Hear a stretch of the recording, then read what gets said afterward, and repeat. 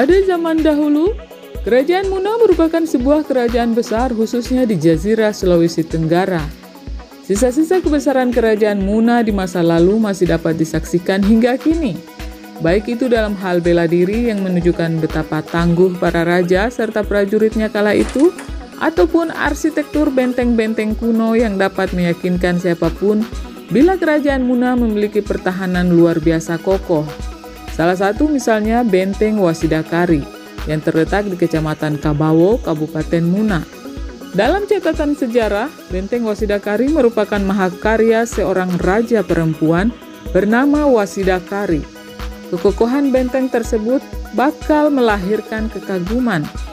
Batu-batunya tersusun rapi dan kuat, berdiri tegak dengan tinggi kurang lebih 6-7 meter. Sungguh, mahakarya yang menyisakan banyak pertanyaan. Bagaimana dan dengan bahan apa benteng tersebut dibangun hingga mampu bertahan selama ratusan tahun?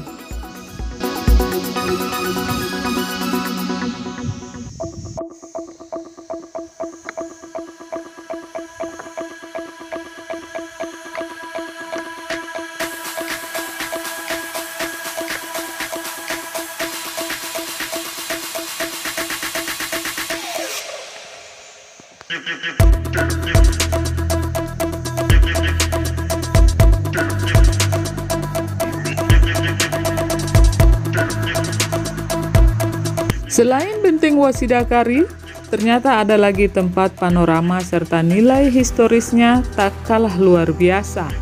Letaknya berada di lembah areal Benteng Wasidakari. Tempat itu adalah batu terbelah yang oleh masyarakat sekitar disebut Kasaka.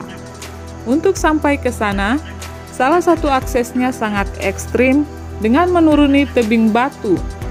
Saat turun, dibutuhkan kehati-hatian ekstra karena di bawahnya terdapat jurang dengan kedalaman puluhan meter. Saat ini kita akan mencoba memasuki daerah atau lembah batu terbelah tadi atau yang disebut dengan Kasaka.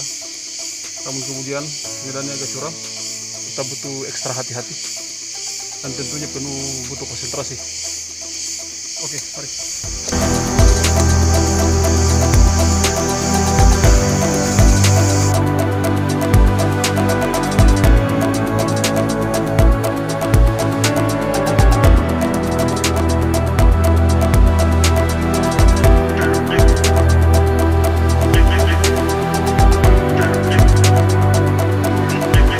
Setiba di lembah, barulah pemandangan belahan batu tersebut akan sangat nampak. Dua buah batu besar dengan tinggi hingga puluhan meter berdiri kokoh. Sahabat, dari sisi sini kami yang coba menunjukkan bahwa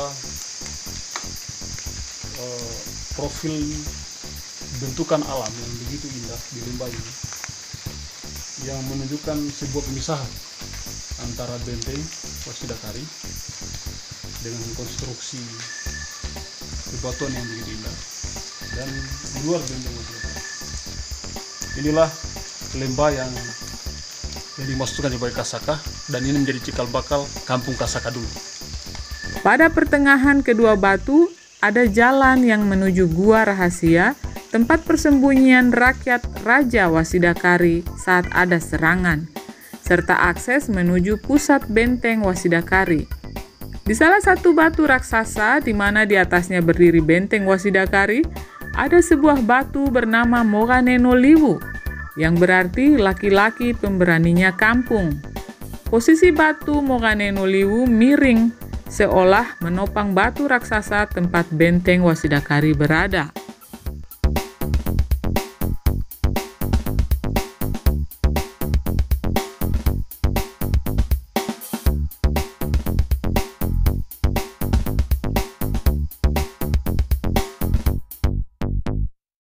Konon cerita, pada zaman dahulu di batu terbelah itulah seringkali terjadi perang antara pasukan kerajaan Wasidakari dengan musuh-musuh yang datang menyerang. Namun sebelum peperangan terjadi, Raja Wasidakari terlebih dahulu menempuh jalur diplomasi damai dengan cara mengutus salah seorang petingginya untuk pergi menanyakan maksud kedatangan kerajaan lain tersebut. Bila niatan mereka untuk membangun kerjasama, maka tamu itu kemudian diarahkan ke salah satu akses jalan menuju pusat benteng Wasidakari.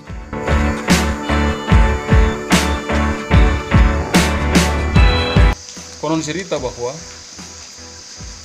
tempat ini atau lembah ini, ketika orang yang datang dari timur melalui lautan timur Pulau Muna menuju ke sini, sebelum masuk ke benteng, maka di pintu utama tadi mereka akan ditanya siapa, bagaimana, tujuan apa ke sini, dan dalam rangka apa.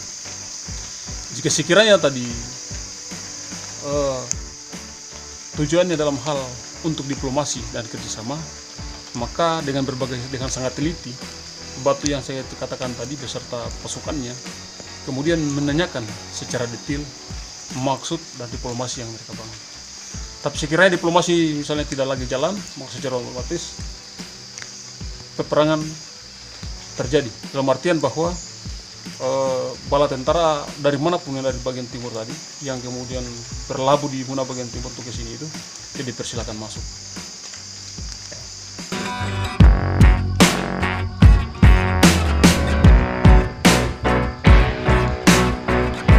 Bila ditelusuri, ternyata di antara kedua batu raksasa yang terbelah tersebut, terdapat sebuah jembatan penghubung yang tak seberapa panjangnya.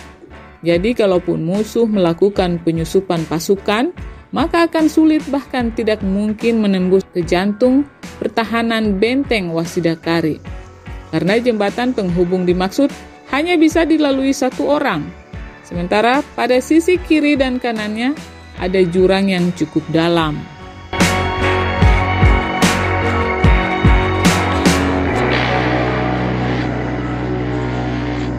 Tapi kalau ternyata si tamu datang dengan maksud menyerang kerajaan Wasidakari, maka Panglima Perang Raja Wasidakari akan segera menyampaikan kepada seluruh pasukan untuk siap berperang.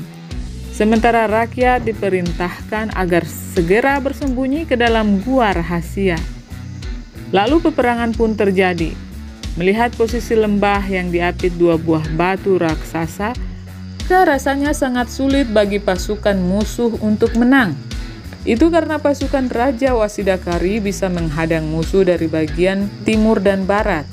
Jadi, pasukan musuh akan berada pada posisi di tengah-tengah lembah. Sangat tidak mungkin untuk melarikan diri.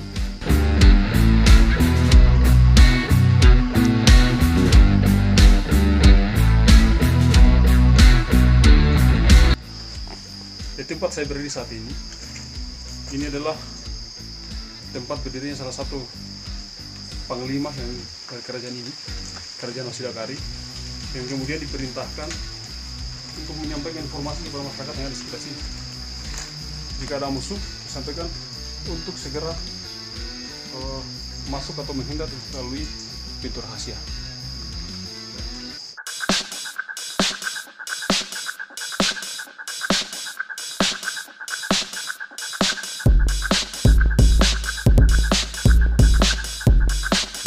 Demikian keadaan itu menunjukkan bagaimana kecerdasan, taktik, dan strategi seorang raja perempuan di Pulau Muna bernama Wasidakari.